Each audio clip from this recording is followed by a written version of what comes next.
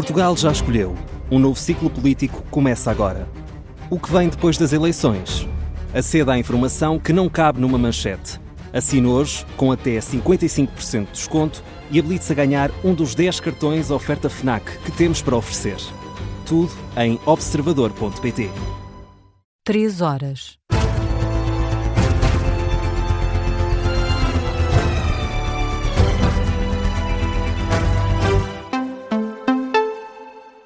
As notícias com Matilde Malva Sabino.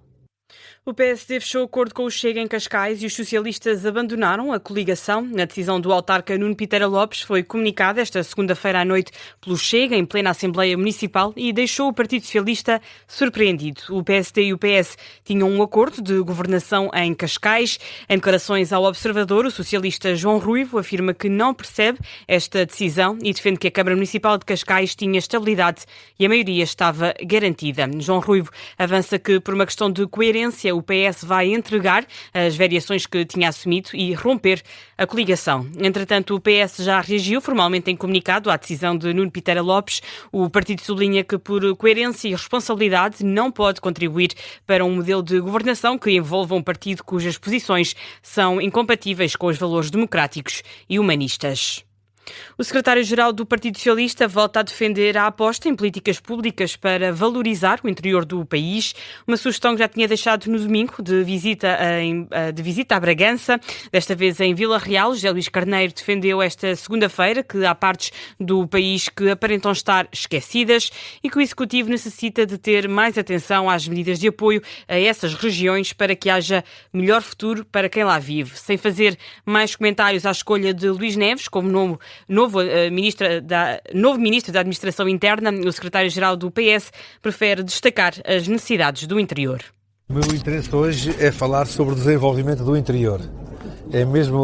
Faço já a minha declaração de interesses, portanto, é tratar dos contratos territoriais de desenvolvimento como metodologia de valorização dos recursos dos territórios. Tem a ver com os contratos territoriais de desenvolvimento, que devem integrar as infraestruturas fundamentais, devem integrar uma política fiscal, devem integrar financiamento público e financiamento privado para garantir que este espaço territorial tem vida para o futuro. José Luís Carneiro, em declarações aos jornalistas, o secretário-geral do Partido Socialista também evitou falar sobre a recandidatura à liderança do partido. O presidente da Câmara de Montemoro Velho, distrito de Coimbra, pede orçamento extra ao governo e diz que são necessárias obras urgentes no sistema hidráulico do Mondego. A prioridade é garantir o bom funcionamento da agricultura na região. O autarca José Veríssimo diz que os balanços ainda não estão concluídos, mas que os danos já ultrapassam os 2 milhões de euros. Depois de mais de 20 dias consecutivos de cheias, pede um financiamento extraordinário do governo para obras urgentes que têm de ser executadas rapidamente. À Rádio Observador, José Veríssimo diz quais são as prioridades. A construção do canal de rega para que os agricultores não percam uma campanha de agrícola.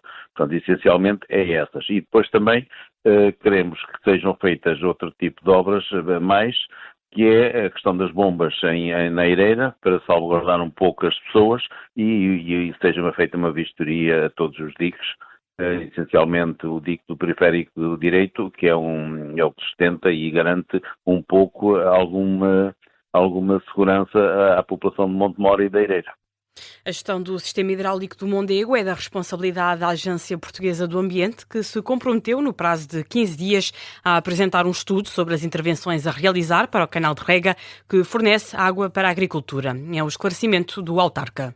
Aquilo que o Sr. Presidente da APA nos transmitiu é que precisava de 15 dias para poder fazer um levantamento também mais exaustivo e a proposta que iria fazer para resolver a situação, ou que fosse definitiva ou numa fase transitória, mas pelo menos ver quais seriam as condições que a APA podia ter para minimizar os estragos e conseguir garantir a água aos agricultores, que é um aspecto bastante importante e decisivo para que se possa produzir no Val do Mondego. Declarações de José Veríssimo, autarca de Montemoro Velho, que define como prioridade assegurar a sobrevivência do setor agrícola. O Presidente da República eleito vai receber esta terça-feira o Primeiro-Ministro, encontro marcado para as 4 da tarde. António José Seguro recebe Luís Montenegro no Palácio Nacional de Queluz, onde tem agora um gabinete antes de tomar oficialmente posse a 9 de março e ir para Belém. O encontro desta terça-feira serve para a apresentação de cumprimentos e do programa PTRR. As linhas gerais do plano para reconstruir o país depois das tempestades foram anunciadas na última sexta-feira pelo Primeiro-Ministro. A Amnistia Internacional afirma que o último ano foi o mais devastador em consequências humanitárias e o mais mortífero em vítimas civis na Ucrânia. A guerra completa esta terça-feira 4 anos e, para assinalar a data, a ONG lembra em comunicado que o presidente russo, Vladimir Putin, e os altos funcionários indiciados pelo Tribunal Penal Internacional continuam a ser fugitivos da Justiça Internacional. Foi a 24 de fevereiro de 2022 que a Rússia levou a cabo uma invasão militar em grande escala. 4 anos depois, as negociações para um potencial acordo de paz continuam e sem resultados. O jornalista Martim Madeira dá-nos a cronologia da guerra. Depois de meses de preparação na fronteira com a Bielorrússia, Putin avança tropas para a fronteira com as regiões de Luhansk e Donetsk para, de acordo com o próprio, manter a paz. Então, no dia 24 de fevereiro de 2022, por volta das 4 da manhã, Vladimir Putin decide anunciar o início daquilo a que chama uma operação militar especial. A Rússia invade a Ucrânia por meios aéreos, terrestres e navais, com o pretexto de desmilitarizar e desnazificar os ucranianos.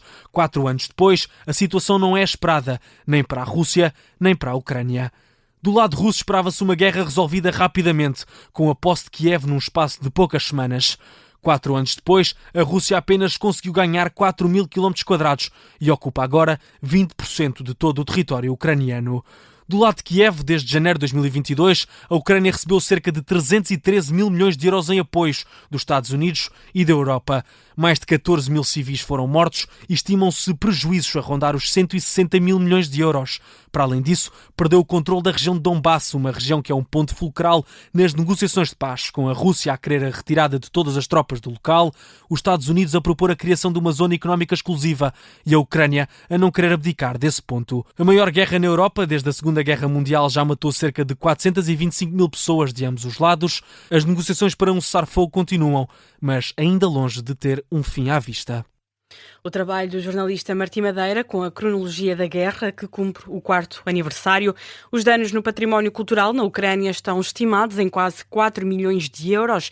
Além desta estimativa, divulgada esta segunda-feira, a Unesco adianta também que a recuperação e a reconstrução dos setores da educação, dos média e da cultura na próxima década vão exigir um investimento de cerca de 45 mil milhões de euros. Os líderes do Conselho Europeu, António Costa, e da Comissão Europeia, Ursula von der Leyen, vão estar esta terça-feira na capital ucraniana, a convite do presidente Volodymyr Zelensky para assinalar a data. Esta segunda-feira ficou marcada pelo bloqueio húngaro ao 20º pacote de sanções à Rússia, que tinha sido preparado precisamente para assinalar o 4º aniversário da guerra. Uma guerra que aparenta não ter para já um fim à vista. É o que defende o especialista em relações internacionais, Bernardo Valente. Apesar das tentativas de chegar a um acordo de paz, considera que a guerra está ainda longe de terminar. Esta possibilidade de termos um crescente expansionismo russo é real, porque começou na Crimeia, aliás, se quisermos, começou na Abkhazia e na Ossétia, na Geórgia, depois foi para a Crimeia, agora para o Donbass, e eu não prevejo que vá parar, pelo menos enquanto Putin for o líder supremo do Kremlin. A análise do especialista em relações internacionais, Bernardo Valente, assinalam-se esta terça-feira os 4 anos da invasão russa na Ucrânia. Em Moscovo, na Rússia, a detonação de um engenho explosivo perto de uma estação ferroviária fez um morto. De acordo com a agência de notícias TASS, um polícia morreu e 2 ficaram feridos. A morte do principal suspeito também foi declarada no local. Ainda não são conhecidas as motivações deste ataque. O suspeito terá aproximado-se esta segunda-feira à noite de polícias e atirou um engenho explosivo para perto do carro que transportava os agentes de segurança. Os Estados Unidos já têm quase metade da capacidade aérea que podem mobilizar para um possível ataque ao Irão.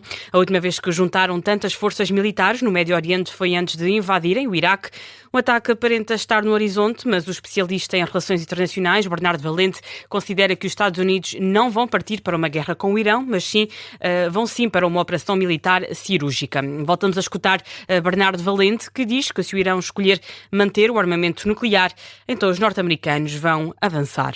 Pode ir por um lado, que é o lado de retirar tudo o que é poder nuclear ao Irão e assim reformar o regime, ou então insistir naquilo que é a tentativa de se afirmarem como são, de facto, a grande potência islâmica do Médio Oriente e que para isso precisam de ter então o seu armamento intacto, principalmente o armamento nuclear, mas os Estados Unidos muito provavelmente terão algum tipo de atividade militar cirúrgica, diria eu. Portanto, não uma intervenção com boots on the ground, mas uma intervenção cirúrgica. Não será o sequestro ou o rapto do líder político como foi na Venezuela, mas talvez há alvos específicos das infraestruturas nucleares. A análise do especialista em relações internacionais, Bernardo Valente, diz ainda que a probabilidade de uma guerra em grande escala no Médio Oriente é baixa. Donald Trump deixou um aviso sobre o discurso do Estado da Nação, que está marcado para esta terça-feira. O presidente norte-americano assegura que vai ser longo, por entender que há muito a dizer sobre o Estado da Nação. Trump já tinha estabelecido um recorde em março do ano passado, com um discurso perante as duas câmaras do Congresso que durou 1h e 42 minutos. O discurso desta terça-feira surge no momento de elevada tensão política, marcado pela decisão de sexta-feira do Supremo Tribunal de invalidar algumas das tarifas propostas por Donald Trump, que depois anunciou em resposta uma nova tarifa global. Foi detido em Londres o antigo embaixador britânico nos Estados Unidos, Peter Mandelson, por ligações aos ficheiros Epstein. É suspeito de má conduta no exercício de funções públicas. De acordo com o jornal americano Político, as forças de segurança suspeitam que Peter Mandelson tenha enviado documentos confidenciais do governo britânico a Jeffrey Epstein durante a crise financeira de 2008, altura em que era secretário de Negócios do Reino Unido. A BBC avança que o governo britânico está a discutir com a polícia quais os documentos que podem ser revelados sobre o ex-embaixador. Essa divulgação está apontada para o início de março. Foi a notícia de fecho deste jornal. A informação regressa às 3h30. Até já.